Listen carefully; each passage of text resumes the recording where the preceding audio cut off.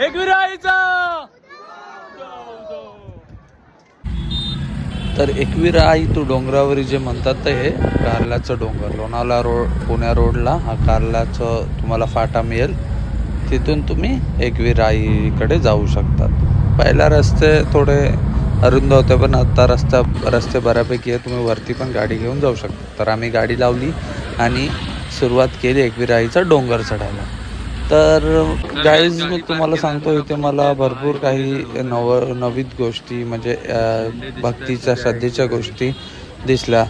त्या म्हणजे पहिलं तर हे डोंगर बऱ्यापैकी चढणं आहे. इथे काही लोक अशी पण आहेत, तुम्ही बघा, की जे चालू शकत नाहीत, पण हे डोंगर चढून हे जे मध्ये 5 पायरी मंदिर आहे तिथपर्यंत.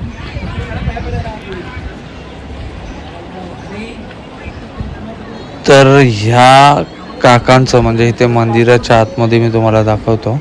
ह्या काकांचं बघा, बिचाऱ्यांना चालवत पण नाही, पण त्यांची देवीवरची भक्ती श्रद्धा ही अपरंपार आहे की ते एवढ्यावरती येऊन देवीचे दर्शन घेत आहे. 2 माणसं पकडायला लागतात तरी हे दर्शन घेतलंच ह्यानी.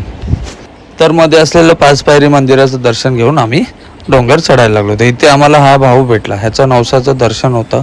तर हा गुडघ्यावर आणि हातावर चालत हे डोंगर चढवत होता. बघा काही भक्ती लोकांची. असंच आम्ही पण मग पुढे निघालो आणि वरती पोचलो आणि लाईन होतं, लाईनमध्ये आम्ही उभे राहिलो. ते सांगणार नाही, पण आपण आलो आहे एकविराईच्या इथे. आणि लोक बघा गुडघ्यांनी पण चालत येतात, ज्यांना दर्शन घेऊ शकत नाही, अपंगत्व आहे असे पण लोक. आज्ञा, एकविराई डोंगरावरची ते बोलतात, तो डोंगर कुठे आहे? हा डोंगर आहे खरंच? कोणता डोंगर? एकविराईचा हा डोंगर आहे?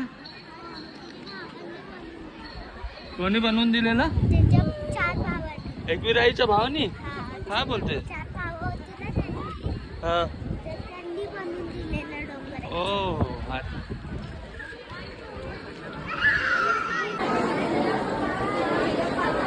हे एकविराईचा उदो उदो करतो.